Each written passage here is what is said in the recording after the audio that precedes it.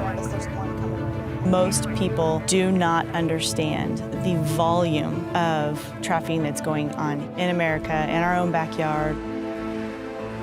People want to think that human trafficking only exists in foreign countries. He's running! The recruitment is happening online and on apps and on social media where all the kids are. Hola, ¿cómo están? Bienvenidos a Con Irma Deihl, una cápsula muy importante en todo lo que tiene que ver en cuestiones de tráfico humano, y por eso tenemos grandes invitados este día. Me acompaña a mi lado izquierdo Andrea Pérez. Andrea, bienvenida. Gracias. Y Dr. Roe, welcome. Nice to meet you. Nice to meet you. And we had an opportunity to talk to you guys before we went live, and it's incredible what you guys do. Ambas del departamento de la Oficina de Sex Trafficking y Innovation Research. Y estamos para hablar precisamente de todo lo que es aquí, no solamente en Arizona, del tráfico humano, y por eso estas dos grandes invitadas el día de hoy. Andrea, bienvenida. Gracias. Una cita que finalmente se dio. Sí, y ya teníamos estamos tiempo. muy contentos de que nos estés dando no solamente información de lo que está sucediendo, sino también de cómo podemos ayudar. Sí, exacto. Bueno, sí, ya teníamos tiempo, ya lo habíamos platicado y lo habíamos planeado, pero hasta ahorita se dio. Gracias por tenernos y invitarnos a las dos. Gracias a ustedes. Pero entonces estamos aquí para tratar un tema un poquito sensible y que la mayoría de la gente pues trata de evitarlo a cualquier tema, pero como somos un estado fronterizo es más común de lo que la gente piensa, que es lo que es la trata de personas, y junto con la doctora en ASU pues nos enfocamos en ayudar a víctimas y sobrevivientes de lo que es la trata de personas, ya sea sexual o laboral. Víctimas y sobrevivientes de la trata de personas. Hay veces como que no nos hace clic de la situación y de una realidad, Andrea. Y yo creo que por eso es muy importante que informemos no solamente a la audiencia aquí en Arizona, como tú lo dices, un estado fronterizo, donde es uno de los problemas más graves que hemos visto durante muchos años, pero también estamos hablando a nivel nacional, ¿verdad? Sí, claro, obviamente es un problema que se da en todo el país, no solamente en Arizona, pero como mencionaste, es un estado fronterizo, entonces sí pasa más frecuente que en algunos otros estados. Y lo que es la trata de personas te lo podría definir como esclavitud moderna. Esclavitud moderna. Eso me parece muy brutal que esté pasando ahorita a estas alturas del camino, sí, cuando ya pensamos que pasamos todo eso, ¿no? Pero es una forma más moderna, entonces de lo que se trata es que se enfocan en víctimas que son un poco más vulnerables, ya sea porque en su casa no tienen el soporte emocional que necesitan, o en las escuelas tienen algún tipo de deficiencia emocional, donde nadie les está dando ese apoyo, entonces empiezan a enfocarse en buscarlo por otros lados y se vuelven vulnerables al tipo de personas. ¿Quiénes son las víctimas? ¿Edades, hombres y mujeres, o estamos hablando de ambos géneros? En referencia a las víctimas puede ser cualquier persona, okay. Hombre, mujer, transexual, no importa su orientación sexual ni su género de nacimiento o si decidieron cambiárselo, es cualquier tipo de persona de edades, como la doctora también te puede explicar, la más joven que ella ha conocido ha sido de 6 años. Oh my God. Y la más grande, sí. Y la más grande, si no me equivoco, y ella me puede corregir, es 68 años. La más pequeña ha sido de 6 años y la más grande de 68. Y voy a regresar contigo, Andrea, en unos momentos, porque realmente es un tema que nos interesa no solo a mí, a todo el equipo de Con Irma Deihl, pero también nos interesa a nivel social. Dr. Roe, what's the story with you and this human trafficking? So a couple months ago, there was some money in the legislature in Arizona, and we were trying to understand how we could be most helpful for people who are being human trafficked here. So both sex and labor, what is the best way to get them right into the services? If they say today, I've had enough, I want help, I'm going to get away from him or they or whatever's happening, how do we make sure that they get directly to the services that they need? And so we were part of a project with the Arizona Department of Public Safety. And if someone calls, they say, I want help, they'll take police reports if you want, or they will send them to our service connection team, which Andrea is part of. So we were very excited to receive this grant from them. It's a 5-year grant. We're providing telephone services, so anyone can call, get services, and then we can follow up with them for 12 months. That's excellent. So talking with Andrea a little bit about how is this even possible? I mean, we're talking 2023. Yeah. Your department has information about a 6-year-old, is that correct? As young as a 6-year-old and as old as 60? Yeah. 60. Yeah. So we have been working in the community for 18 years, asking people about trafficking. So as a researcher at ASU, we work with lots and lots of different groups who do services. And so we ask for their data and we say, tell us about who you're serving and how we can put it together and make it makes sense, right? Tell a story about it so people understand it can be their child or their grandmother, right? Everyone has some sort of vulnerability. So that was a study with Mercy Care, who is our welfare provider for psychiatric and psychosocial care. So residential programming. A wonderful counseling. nonprofit organization as well. Yeah, we like Mercy Care a lot.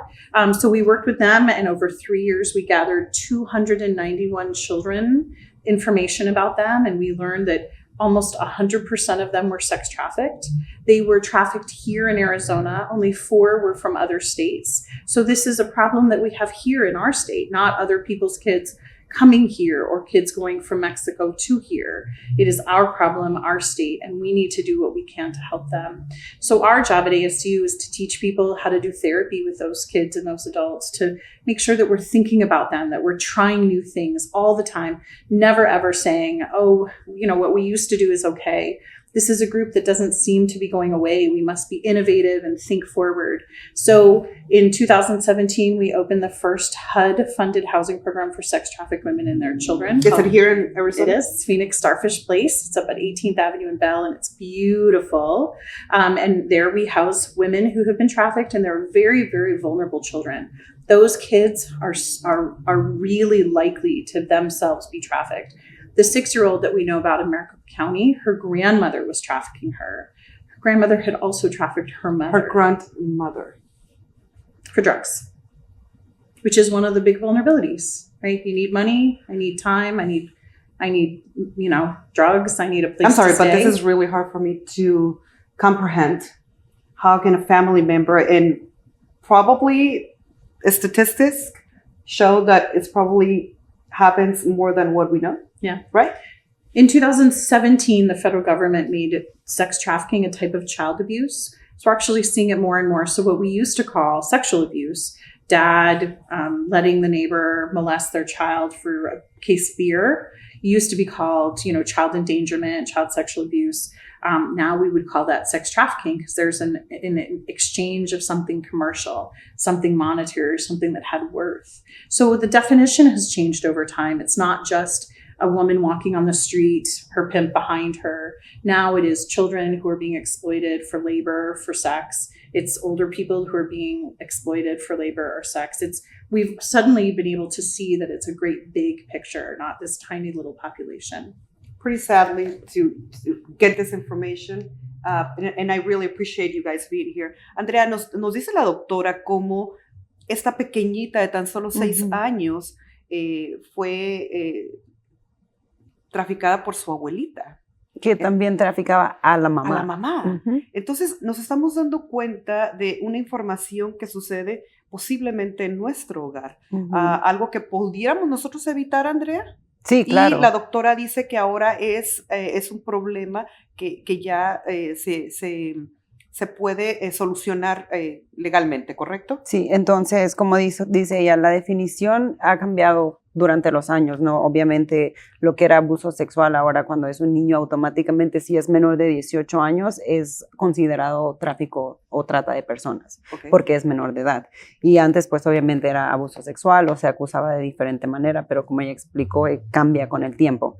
Y referente a quién o cómo, porque usualmente siempre va a ser alguien que te puede identificar dónde está esa falta de vulnerabilidad, qué es lo que necesitas, como en el caso de la niña de 6 años, la abuela necesitaba una manera de obtener drogas para ella.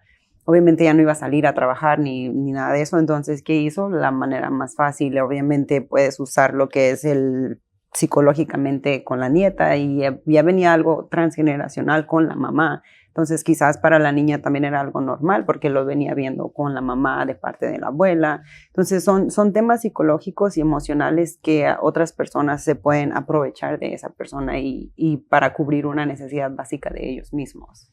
La doctora Roe hablaba de un problema muy grave. Estamos hablando de más de un 90% aquí en Arizona. Sí, de los niños que han problema encontrado. local. Sí, entonces, como ella explicó, la mayoría son de aquí, que creo que en el estudio que ella mencionaba, solo 4 eran de estados de fuera, y la mayoría son de aquí. Entonces, es un problema que está pasando en nuestro estado, con niños de nuestro estado, no niños que vienen ni de México ni de otros estados. Es algo que pasa aquí, que se tiene que arreglar aquí y prevenir, obviamente, que es lo que estamos tratando de hacer también. No solamente ayudar a los sobrevivientes o a las víctimas, pero prevenir que lleguen a ese punto. How do we prevent this? It's a great question. We make sure that the people who need to know about it. So kids who are online, kids who are going to school, that everyone at their dining room table is talking about it. That if someone comes to you and says, I'll give you $1,000 for a picture, maybe you take your shirt off, that's a predator who's then going to ask for the next step. So we want school personnel to know, to be looking out for kids. We want parents to know.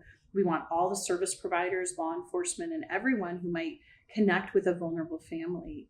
So there are 2 things traffickers look for. One is things that you want. I want a new purse. I want a new dress. I want my nails done. And things that you need. I need a place to stay. I need food. I need protection. I need drugs. And so traffickers are wonderful about figuring out what it is. So everyone around vulnerable people need to be paying attention. Why do they have that new purse? How did they get their nails done? What are they needing to do in exchange? Or suddenly they're staying with someone that we didn't know. Who's that stranger? What do they want from her or him or they for staying there? So we really pay attention to people who have those 2 things. So the person who has the wants, they could live in Paradise Valley. They can live anywhere.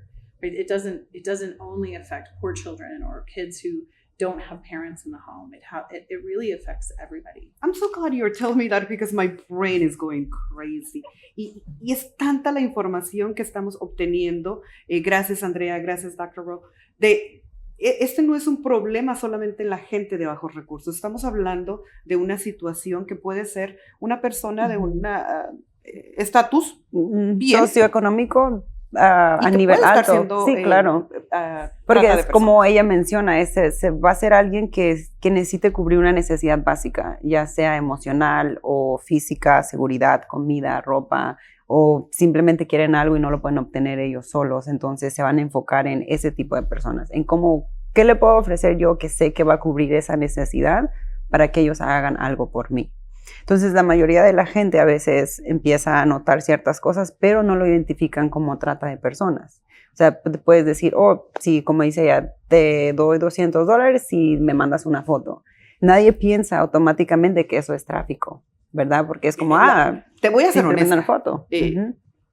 Yo pensaba más bien que eso ya era una manera de prostituirte. You are a product and you have no other value. A special frontline report on a police unit in Phoenix We just learned that our arrest team is that tries to recover women and girls. I was out there for almost 4 years. I hated every second of it. I hated every call. Somebody sees me like arrested like this, like the girls or the pimp or something, and then We're not out here to just give you guys a hard time. We really do want to help get you out, okay? Going undercover. Once they friend me on Facebook, then I just go into their friend list and I just hit them all up with friend requests. And online. Some of them, they put 24 and they're actually 15. I have never, ever met a trafficker that I felt sorry for. I mean, they're literally selling humans day in and day out and making money off of them. Stopping the traffickers and the buyers. Things cost different prices. Fetishes, though, are extras. Without customers, there's no girls out there. Without customers, there's no pimps. The inside story of a brutal crime. A drug is a usable quantity that can be used up one time. A person can be trafficked over and over and over again, and that's why it's such a problem. And the consequences. For a lot of these victims, they spend years trying to rebuild their lives, and to have to rehash it all in trial, it's got to be really, really difficult. With extraordinary access on the streets and through the struggles for justice. State of Arizona. It's painstakingly long, the time between the arrest and the time that we see a suspect in trial. Additional on behalf of the state. A story of courage in the face of the unthinkable. I want to have a future for myself and like show the people who hurt me, like, you know, you hurting me just made me stronger. Sex trafficking in America. Thousands of people are pouring into the Phoenix area today. Super Bowl 49 now just a day away. Tomorrow in Glendale, Arizona. Fans of the Seahawks and Patriots flying in. They're loving the location. It's not just another night on the town. Tonight, Phoenix is the town. Businesses getting all crowded. Before the Super Bowl came to Phoenix in 2015, the city began preparing for the arrival of tens of thousands of people. And they worried that not all of them would be coming for the game. Find out where sex trafficking is at the Super Bowl. There's always a lot of talk around any kind of a large sporting event about traffickers bringing their victims. Sex trafficking is a huge problem around the world, including because they expect there to be a big client base. All right, we're in the area. We're just south of you guys. Like other cities around the country, Phoenix was looking for a new way to deal with the persistent problem, the sexual exploitation of women and girls. How many girls are out here right now? One of the first things they did was change the way they look at the problem. Just north of here. They started seeing it as a form of human trafficking. A pimp and a trafficker are the same thing. We just used to call them pimps all the time. The very core of what trafficking is influencing, inducing, encouraging someone into a life of prostitution. For 2.5 years, Frontline followed a special police unit in Phoenix devoted to fighting sex trafficking. Listening? No defense that you didn't know how old she was. If you're exploiting someone else and you're using their body and using them to make money, you're a trafficker.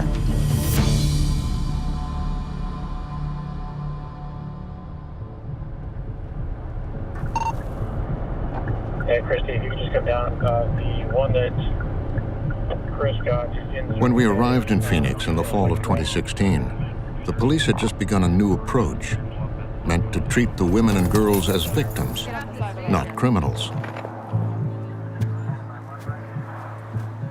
Before, it was just arrest, book, arrest, book, arrest, book. It was more about addressing the community's complaints about seeing people out on the street. 27? Okay. They tell us to F off, and we book them, and we go about our business. Where are you from originally? California. California, what part? How long have you been out here? We started talking to some girls, and once we realized why they were out there, we realized we were approaching it wrong. Unfortunately, we keep coming across girls that are either really, really young, older, and thought they wanted to do it and changed their mind, but don't know how to get out anymore. We started trying to figure out how can we help get them off the street and go after the pimp instead of the girls. We really do want to help get you out, okay? Somebody sees me like arrested like this, like the girls or the pimp or something, and then... You kind of don't have a choice right now to talk to us, right? I know it seems like a big to-do here, but we have to kind of make it that way. We know that for you guys. It's very difficult to put a number on how many victims are out there.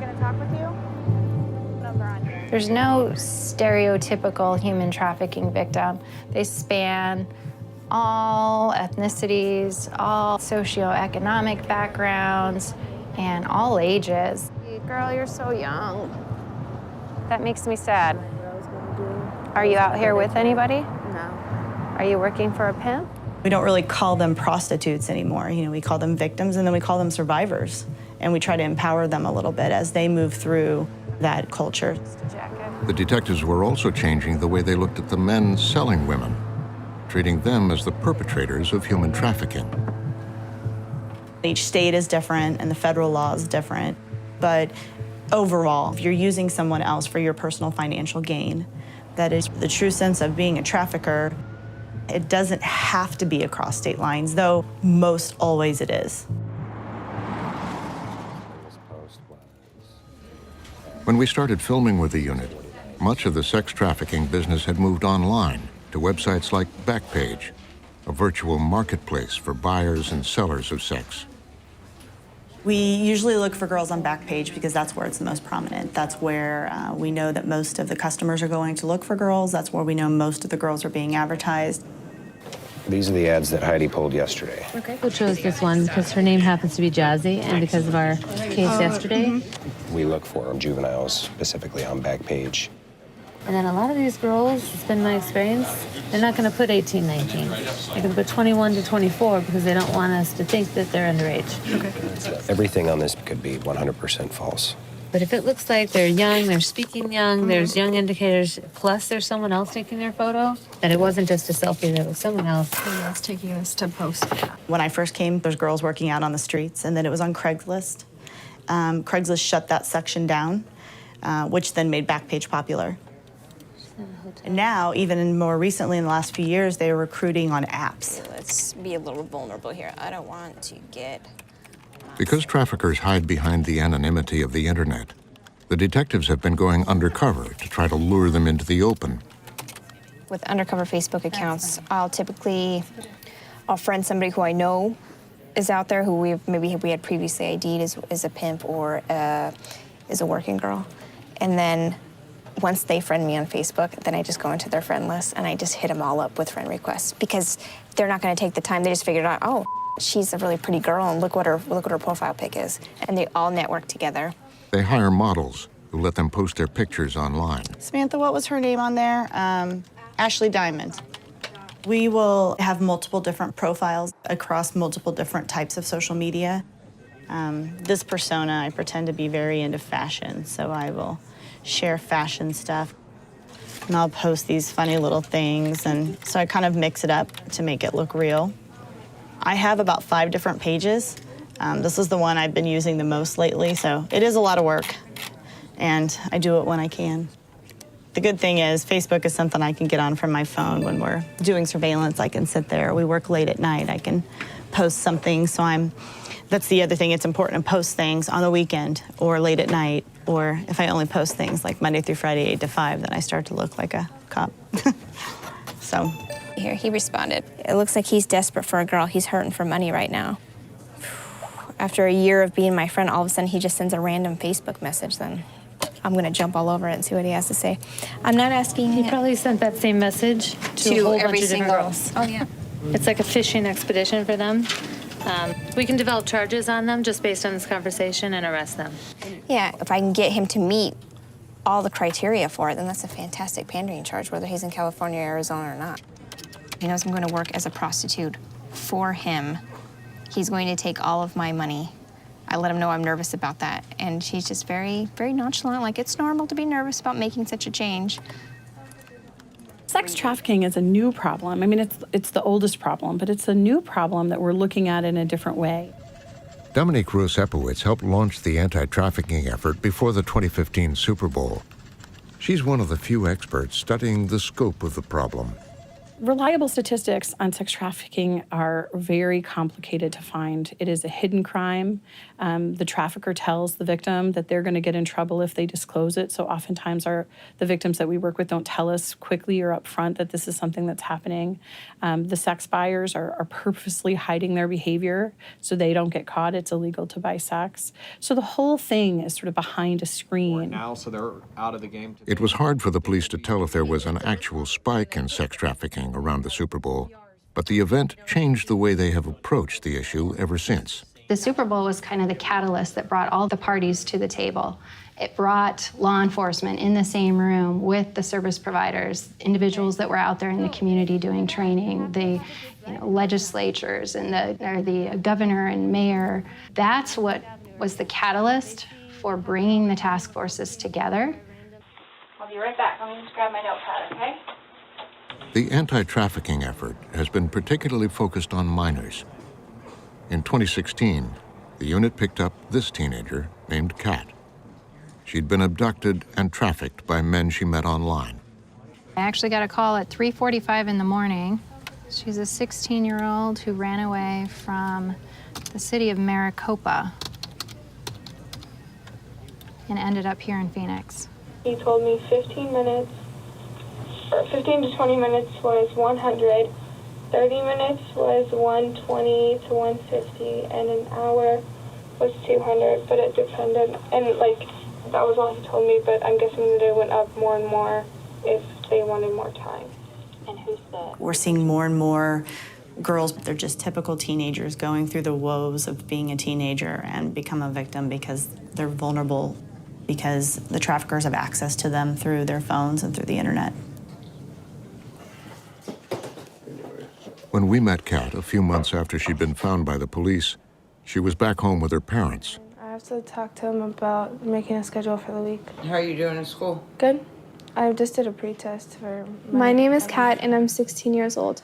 And you just work 12 to 3? I have 3 siblings, actually, 2 brothers and 1 sister. I love giraffes. I don't really know what else to say. So this right here, this is Pedro. It's like something you sleep on. It's almost like a pillow. Me and my parents have been arguing a lot about just things that have been going on throughout like my life and things that were going on in their life, and it seemed like they were blaming me for everything, and I just I couldn't take it anymore. I had Facebook, I had Instagram, I had all these things, Snapchat, everything like that. My friend told me about this app. It was called Meet Me. It was like you meet people and you talk to them, you know. It didn't really seem like it was that harmful.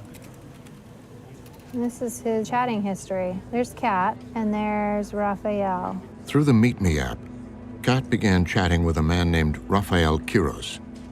They exchanged messages for almost a month.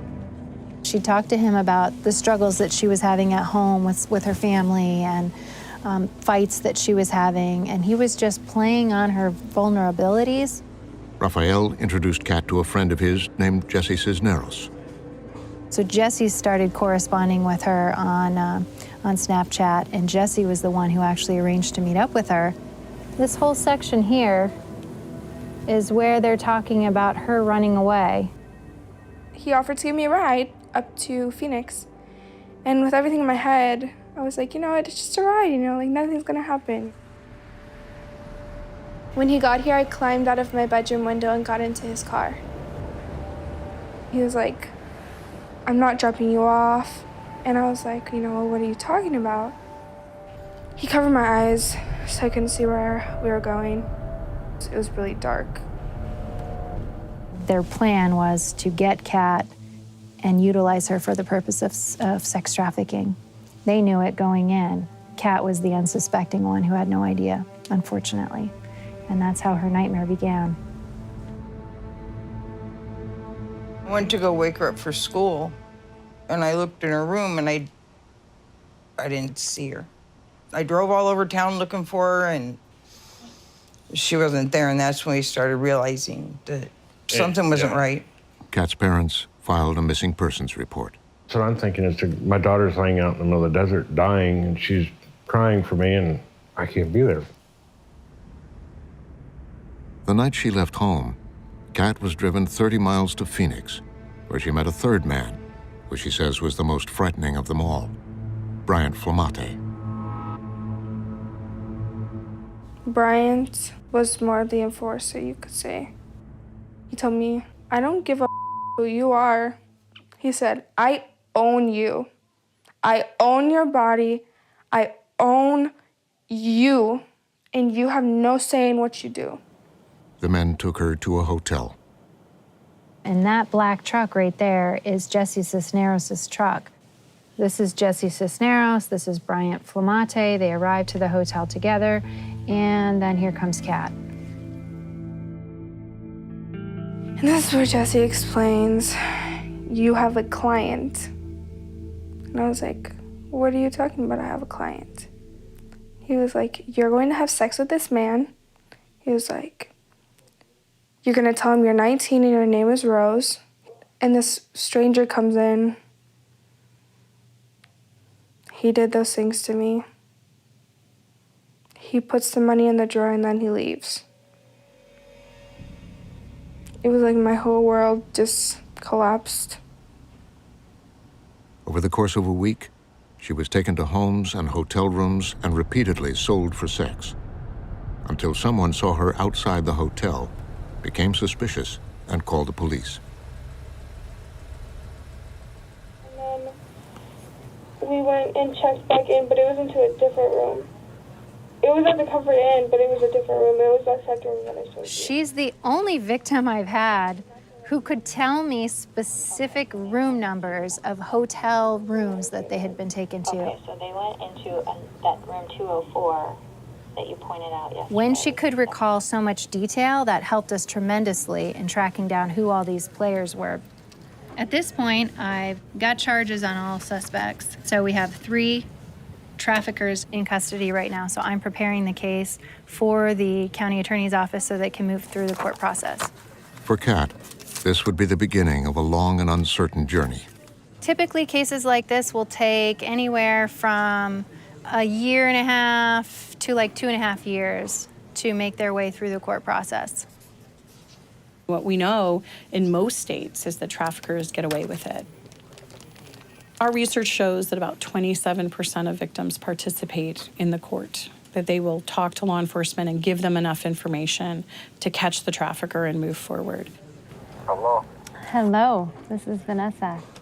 Many of the unit's cases don't start with a victim like Kat, so the detectives are finding other ways to gather evidence against potential traffickers. Just calling to chat a little bit because I just didn't know what you were all about, really. I'm looking for a new girl right now. I don't know if you're comfortable with traveling, but I do some traveling too. In California, to Miami, New York. My next stop, I'm thinking about taking you to Vegas. When we are doing a operation where we're talking to pimps, literally, if I don't answer my pimp's call, I'm not legitimizing myself and he's gonna drop me. So it is 24/7 all the time. At the end of the day, I gotta take care of you. I gotta make sure you're straight. I gotta make sure your hair done, your nails done. I gotta make sure you get your beauty sleep. I gotta make sure you have the proper hygiene.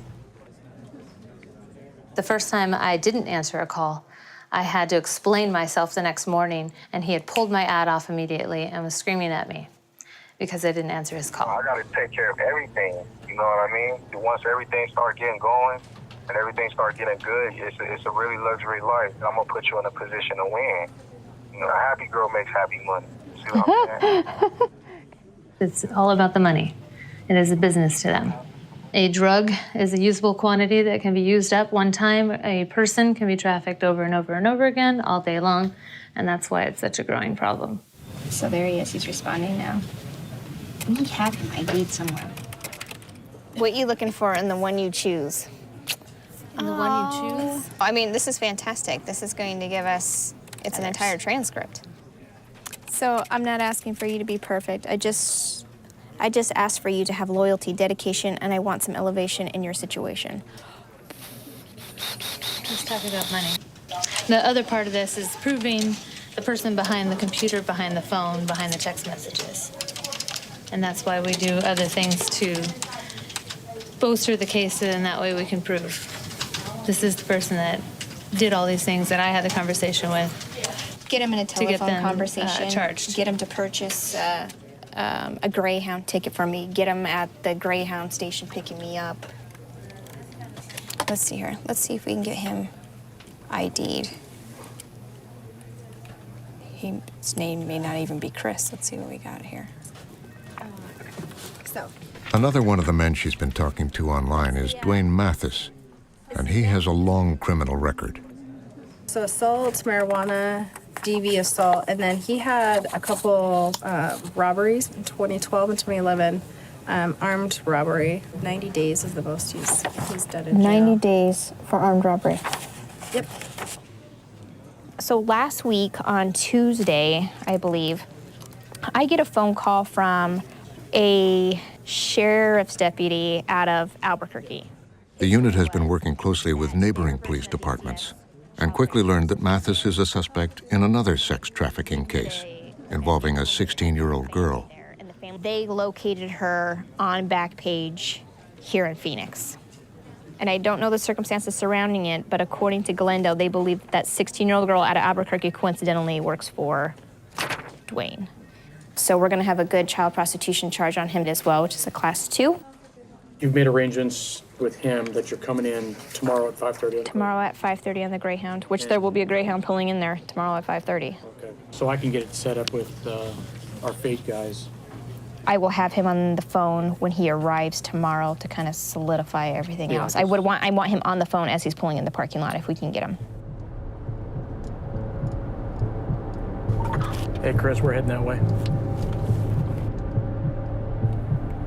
These guys that are trafficking the girls are also selling drugs and involved in gangs and all sorts of other criminal activities. So we don't know a lot about this guy's violence potential. Okay. Parking spot to the west of the east should be. We're out at 27th and Glendale at the Greyhound bus station. He's in the parking lot, guys. He is. He's right there. Black Lexus right there. We got a visual on him. It's definitely our guy. Call him real quick just to make sure he gets on the phone. It's ringing, boss. Hey, you ready or what? Are you there or where you at? Okay, all right. I just don't want to be hanging out in front of some scary-ass bus station by myself, you know what I'm saying? That's right. So, all right. Well, he's looking down at his phone. He's not looking around at all. So good to go at any time. On me here. I'll take the driver's door. Ready? Move up. Are you there? You okay? Let it go. Then I want you to lay that seat all the way back. All the way back. Lay it all the way back. Yes. Yep.